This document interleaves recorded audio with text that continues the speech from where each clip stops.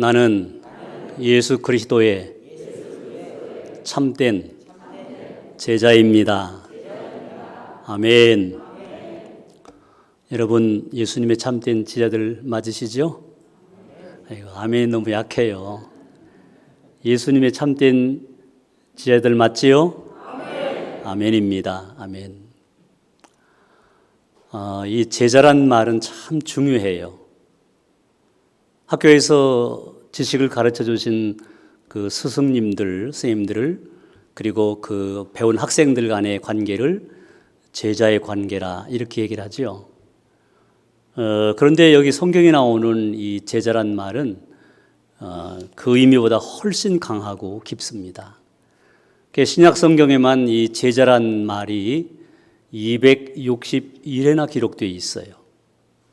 그러니까 그 제자란 말이 얼마나 중요한가 하는 것을 이야기하고 있는 것이죠. 마데테스란 말인데, 이것은 그냥 일반 학교에서의 스승과 학생 간에 있는 제자 관계가 아니라 예수님과 우리와의 관계가 하나로 연합되어 있는 관계, 하나로 연합되어 있는 관계를 말할 때 이 원어에서는 마데테스란 단어를 쓰고 있습니다.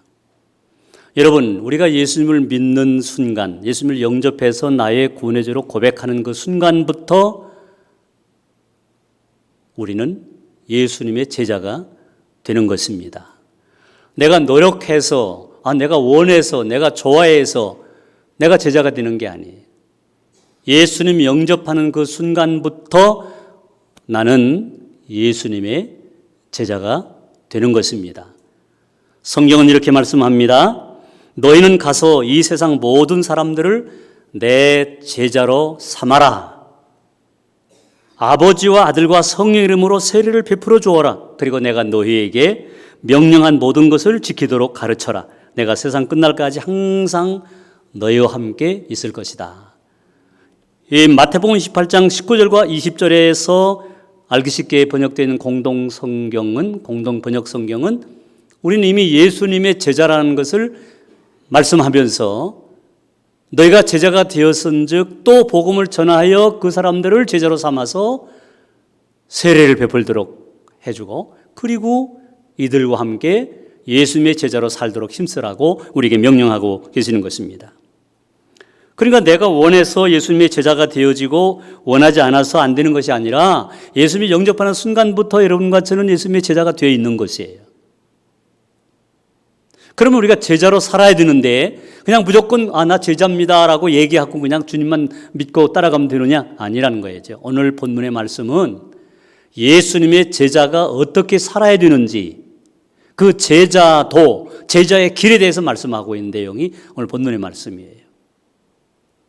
예수님께서 처음으로 제자들을 불러놓으시고, 얘들아, 내가 이제 예루살렘 올라가게 되면 대제사장들, 또 제사장들, 서기관들, 종교 지도자들에게 내가 많은 고난을 받게 될 거야.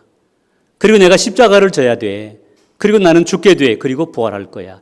처음 이렇게 첫 고난과 부활에 대한 말씀을 하셨거든요. 오늘 본문에 있는 성경에 그 첫 번째 21절 말씀 이하에 보면, 그랬더니 이 선임 제자인 베드로가 선생님, 그런 말 하시면 안 됩니다. 그런 일이 일어나면 안 됩니다. 또 그런 일이 일어나서는 절대로 안 됩니다. 그러고 그걸 부인했잖아요. 그랬더니 주님이 뭐라고 했습니까? 야, 베드로야, 너 참 고맙다. 그래도 내가 나를 사랑하는구나. 나를 따르면서 너 많이 성숙했다. 칭찬해야 되는 거 아니에요? 그런데 예수님이 뭐라고 말씀합니까? 여러분 보십시오. 오늘 본문의 말씀 보니까 사탄아, 내 뒤로 물러가라. 베드로를 향해서 사탄아, 물론 베드로 속에 역사하는 사탄, 베드로의 인격을, 베드로의 그 이름을 부르며 그 사람에 대한 그런 그 개인에 대한 이야기가 아니라 그 속에 역사하고 있는 사탄을 이렇게 이야기하는 거죠. 사탄아, 내 뒤로 물러가라. 너는 나를 넘어지게 하는 자로다. 엄히 주님이 꾸중하십니다. 네가 하나님 일을 생각하지 아니하고 도리어 사람의 일을 생각하는도다. 이렇게 말씀하신 이후에 주신 오늘 본문의 24절이 요절인데, 여러분 24절을 같이 한번 봉독합니다. 성경을 보시고요. 거기에 성경에 줄을 다 쳐놓으셔야 돼요. 24절 시작.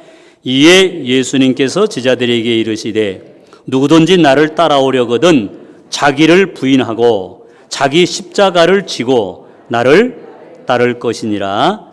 아멘. 세 가지의 분명한 제자가 행해야 될 삶의 모습을 말씀하고 있습니다. 첫째는 자기를 어떻게 하라고요? 자기를 부인하라. 이게 도대체 무슨 말씀일까요? 자기를 부인하라. 영어 성경이나 원어의 말씀의 그 뜻을 보면 자기를 부정하라 또는 자기를 내려놓아라, deni라는 단어를 쓰고 있거든요. 자기를 내려놓아라, 자기를 부인해라, 부정해라, 자기를 버려라, 그런 함축적인 의미가 여기 자기 부인이라는 단어 속에 들어 있습니다. 여러분, 사람들은 누구나 아주 이기적인 성향을 다 갖고 있어요. 나는 그렇지 않습니다라고요? 아니에요. 성경은 우리에게 말씀하잖아요. 성령의 소욕과 이 성령의 소욕, 영의 소욕과 육신의 소욕이 늘 어떻게 한다고요? 충돌한다고 돼요. 충돌, 대립하는 거예요. 우리 속에서, 우리 생각 속에서, 우리 행위 속에서 언제나 육신의 소욕과 성령의 소욕이 충돌합니다. 바울이 고백을 했어요. 오호라 나는 곤고한 자다. 나는 선한 것을 향하여 나가려고 하는데, 그걸 쫓으려고 하는데 또 내 육신의 소욕이 나를 괴롭히고 나를 끌어내리고 나를 이렇게 방해하고 있으니 내가 어떻게 하면 좋을까? 이게 바울의 고민인데, 우리가 감히 어떻게 나는 성령의 소욕만 따르고 육신의 소욕은 내가 안 따릅니다라고 말할 수 있겠어요? 여러분, 육신의 소욕은 변하지 않습니다. 여러분, 오해하지 마십시오. 우리 육신의 본성적인 소욕은요, 안 변합니다. 고등교육을 받고 아무리 윤리적으로 도덕적으로 수련하고 내가 아무리 많이 기도해도 육신적인 소욕은 여전히 남아있어요. 이걸 인정하셔야 돼요. 본성이 있어요. 배고프면 먹어야 됩니다. 졸리면 자야 돼요. 성장하면은 성욕이 일어나게 돼 있어요. 남녀노소 할 것 없습니다. 이건 거부할 수 없이 우리 속에 있는 본성이에요. 신앙생활을 하면서 이건 여전히 우리 속에 있다는 걸 우리가 인정해야 돼요. 알아야 돼요. 그런데 문제가 뭡니까? 이것에 굴복당하면 우리는 어떻게 됩니까? 성령을 슬프게 하고 하나님을 슬프게 하고 우리 주님을 슬프게 하는 거예요. 이걸 이기는 것이 믿음이고 이걸 극복하는 게 신앙입니다, 여러분. 내가 아무리 윤리적으로 도덕적으로 내가 바르게 살려고 해도 육신적인 소욕은 언제나 우리 속에 기회만 되면 이게 튀어나오려고 한다고요. 우리는 성자가 아닙니다. 여러분 보십시오. 성경에 보면은 예수님의 12제자가 어땠습니까? 처음부터 제자로 완벽한 사람들 아니었어요? 베드로는 어떡합니까? 예수님을 3번씩이나 모른다고 부인하고 마지막에는 저주하며 부인하였더라. 성경 그렇게 돼요. 저주했어요. 가룟 유다는 은 30에 스승 예수님을 팔아넘겼습니다. 이건 다 본성입니다. 본성. 누구에게나 있는 본성이에요. 이걸 극복하고 뛰어넘고 이걸 내려놓는 것이 자기 부인인데 이것은 우리의 생각과 노력으로 되는 게 아니에요. 끊임없이 성령을 의지하고 주님을 의지하고 주님 나를 새롭게 해 주십시오. 누구든지 그리스도 안에서는 새로운 피조물이라. 보라, 이전 것은 다 지나갔다. 옛사람, 정욕의 소욕에 있던 사람은 지나갔고 내려놓았고 이제는 새 사람이 되었다고 성경은 말씀하는데, 베드로사도는 더 강력하게 이렇게 우리에게 말씀합니다. 너희가 음란과 정욕과 술 취함과 방탕과 향락과 무법한 우상 숭배를 하여 이방인 예수님 믿지 않는 사람들의 뜻을 따라 행한 것은 지나간 때로 족하도다. 따라서 합니다. 내가 지은 죄는 지나간 때로 족합니다. 아멘. 이걸 늘 고백해야 돼요. 내 속에 육신적인 소욕이 일어날 때마다 주님, 내가 지금까지 살면서 지은 죄로 족합니다. 이제는 더 이상 내가 육신적인 소욕에 휘말리거나 거기에 빠지지 않기를 나는 간절히 소원합니다. 성령님 도와주십시오. 나를 통치해 주시고 통제해 주시고 일으켜 세워주시고 함께 해 주십시오. 우리가 꾸준하게 엎드릴 때 제자의 모습이 점점 어떻게 된다고요? 성숙해지는 것입니다. 우리가 그걸 깨닫지 못하면 늘 자기 자신을 비하하고 나는 안 돼. 나는 안 돼. 이렇게 다 내가 구원받을 수 있을까? 끊임없는 자기 회의에 빠지고 그러니까 기도가 약해지고 신앙생활에 재미가 없어요. 오히려 무겁기만 해, 신앙생활이. 여러분, 자기를 부인한다고 하는 것은 내 지혜나 내 능력이나 하나님 내게 주신 그런 재능을 부인하는 게 아닙니다. 그걸 내려놓으라는 게 아니에요. 나는 쓸모없는 사람이야. 자기 비하라는 게 아니에요. 자기 속에 있는 육체적인 그 죄성, 내 힘만 가지고 극복할 수 없는 그 본성을 내려놓도록 힘쓰라는 겁니다. 이것이 바로 자기 부인하는 거예요. 유명한 신학자 버클레이라는 분은 이렇게 이 부분을 설명해요. 자기 중심 생활을 청산하고 내 이기적인 성향, 내 본성적인 성향, 내 마음속에 있는 탐심과 거짓과 교만과 정욕과 이런 모든 거짓된 것들, 이걸 다 청산하고 하나님 중심의 삶으로 전환하는 것. 아주 설명을 너무 잘했어요, 신학자. 지금까지 내 중심적으로 살아왔는데 그걸 청산하고 하나님 중심의 삶으로 전환하여서 여기 한 소절을 붙인다면 예수님과 연합하여 사는 것. 이것이 자기를 부인하는 거예요. 우리가 누구와 연합하여 일하느냐는 건 참 중요해요. 내가 만나서 일하는 사람과 일한다고 할 때 그 사람과 내가 한 마음이 되어서 일한다는 거 굉장히 중요해요. 우리는 모두가 다 예수님의 제자된 우리는 예수님과 연합하여서 살아가는 사람들입니다. 아멘. 그러니까 내가 좀 모자라, 부족해, 생각이나 지혜가 모자라. 그래도 나하고 연합되어 있는 예수님이 최고의 지혜자요, 생명의 주인이요, 우리의 인생 생사화복을 주장하신 분이니까 그분과 연합되어 있으니까 우리는 내가 좀 모자라도 괜찮아요. 내가 좀 부족해도 괜찮아요. 왜? 그분이 다 알아서 앞서서 해주시니까요. 우리보다 앞서가시는 예수 그리스도, 나를 나보다 더 잘하신 분이 예수님이세요. 그러니까 내가 연합되어 있는 예수님과 산다고 하는 것은 이게 얼마나 복된 일입니까, 여러분? 바로 이와 같이 자기 자신을 내려놓고 자기의 죄성을 내려놓고 예수님과 연합하여 사는 것, 이것이 제자의 첫 번째 삶의 모습이 된다고 성경은 말씀합니다. 두 번째는 자기 십자가를 져야 된다, 이렇게 말씀해요. 여러분과 저는 각자의 십자가가 있어요. 짊어지고 있는 십자가, 지금도 지고 있는 십자가가 다 있습니다. 그게 뭘까요? 예수 믿는 것 때문에 핍박을 당합니다. 고난을 당합니다. 불이익을 당합니다. 무슨 말을 하려 해도 저 예수 믿는 사람이 저런다고 그럴까 봐 말을 조심하다 보니까 때로는 아주 소극적인 자신이 되는 것 같고 때로는 화가 날 때도 자기 자신에 대해서. 그거 십자가입니다.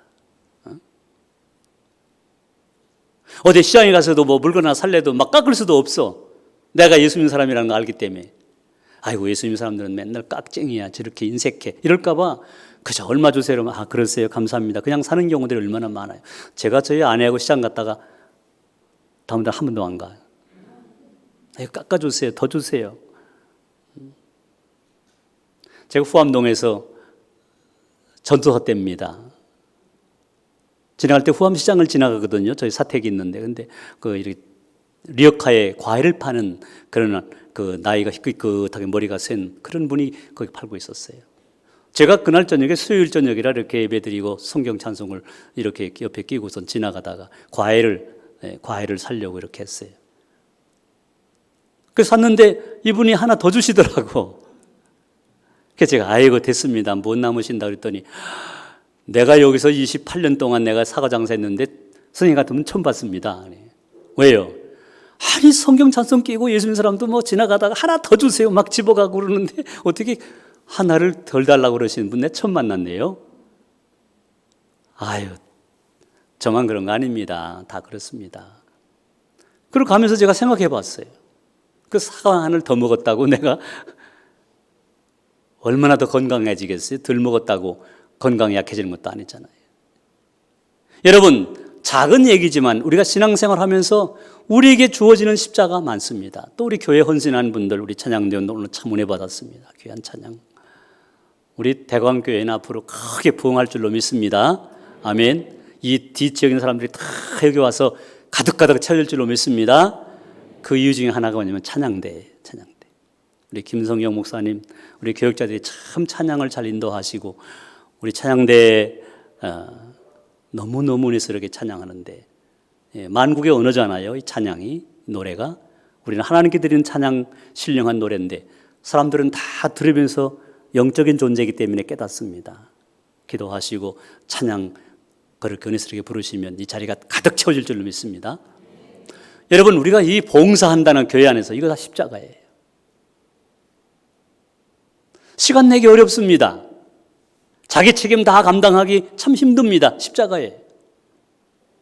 예수님 믿는 것 때문에 제가 목회할 때 보니까 예수 믿지 않는 가정으로 결혼해서 와가지고 종갓집에 왔는데 제사를 1년에 열 몇 번을 지내야 된대. 예수 믿는 그 며느리가 다 준비해야 돼요. 하나님께 기도해도 안 돼. 이거는 시아버지가 며느리를 사랑하면서 얘야 가정 평화를 위해서 너 교회 안 나가면 안 되겠니? 시어머니 핍박합니다. 남편이 핍박합니다. 제사만 지내고 나면 울어요. 새벽 제단에 와서 그냥 울다간다고요. 십자가예요. 어느 교회 집사님 한 분이 꿈을 꿨대요. 밤에. 그랬더니 십자가를 무거운 십자가를 지고 가는 자기 모습이 보이더래요. 얼마나 무거운지 막 땀을 흘리고 막 가는데 이렇게 보니까 옆에 있는 분들도 다 가는 집사님들이, 권사님들이, 장로님들이 십자가를 다 지고 가더래요. 이렇게.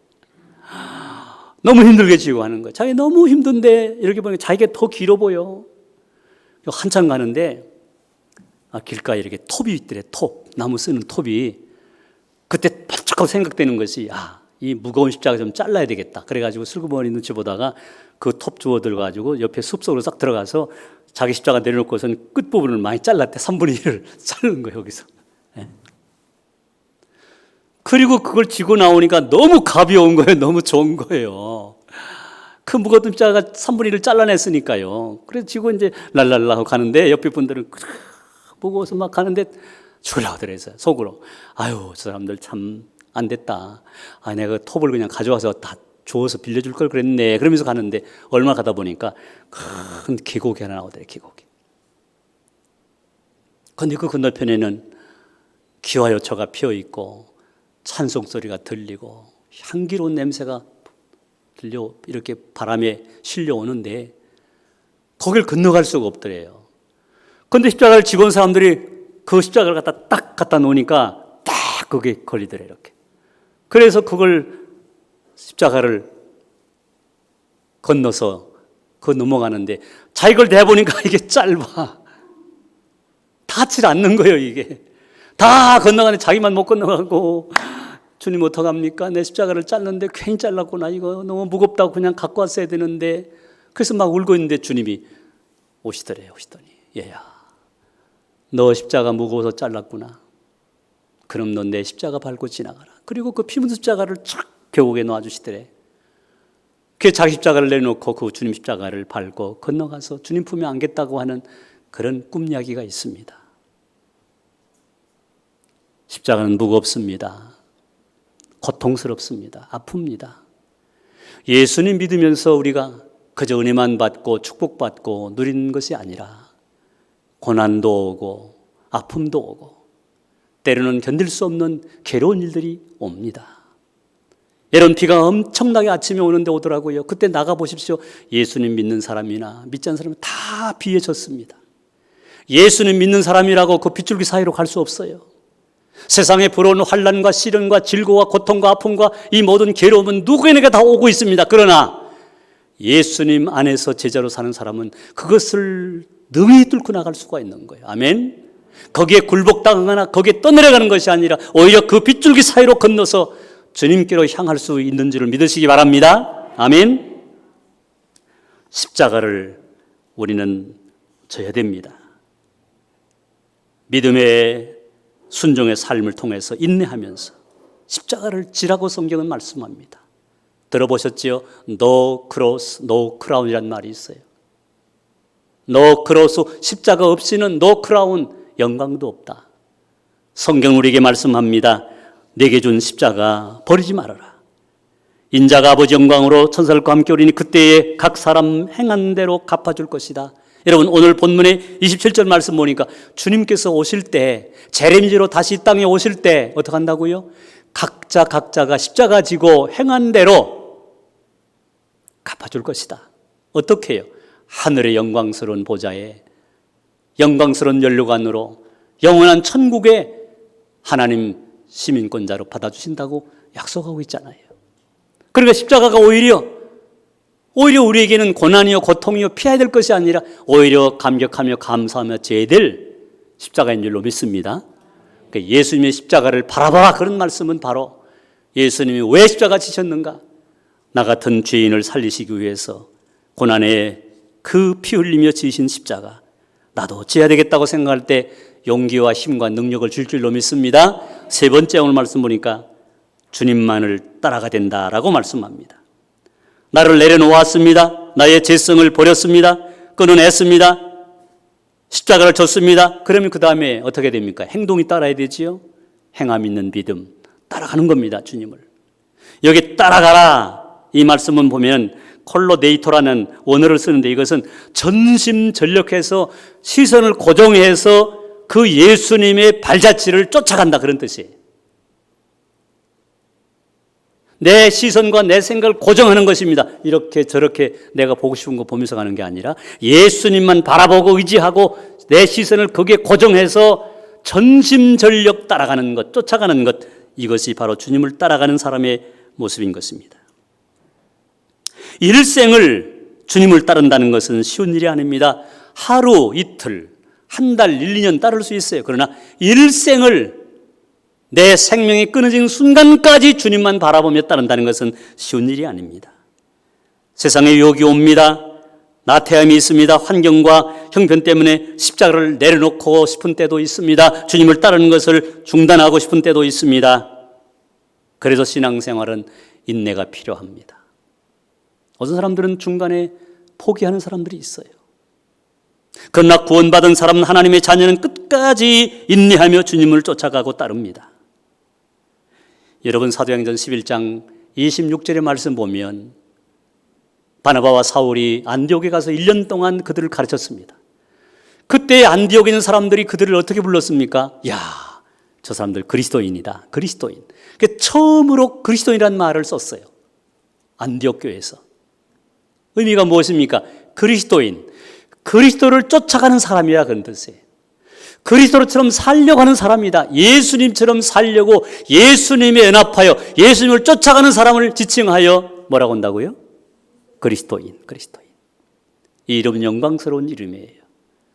우리가 직장에서, 때로는 사회생활하면서, 때로는 우리 집안 속에서, 가정 안에서 그리스도인이라는 이름을, 이 영광스러운 이름을 빼앗겨서는 안 되는 것입니다.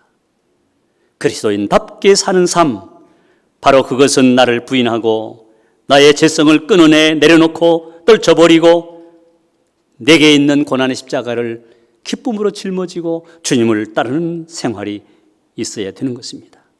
우리 힘 가지고 안 되기 때문에 우리는 성령의 도우심을 구해야 됩니다. 의와 진리와 거룩함의 믿음을 버리지 않도록 세상에 성공해서도 예수님 버리면 이것이 망하는 인생이라는 것을 깨닫고 주님을 의지하는 삶. 그래서 오늘 본문에서 26절에 사람이 만일 온 천하를 얻고도 제 목숨을 잃어버리면 무엇이 유익하겠느냐? 나를 위하여 제 목숨을 잃으면 얻을 것이라고 말씀하고 있습니다.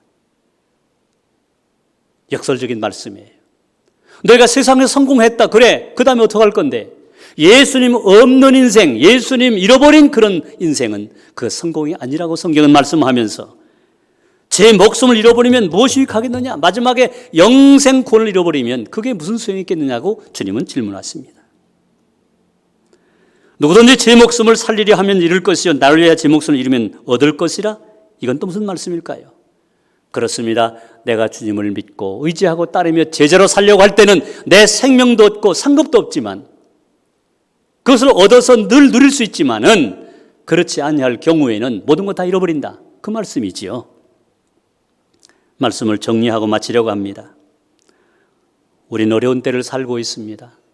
우리 생명이 언제 부름받을지 아무도 모릅니다. 여러분, 이번 그 수해를 만난 분들 가운데 안타깝게 생명을 잃은 분들이 얼마나 많아요.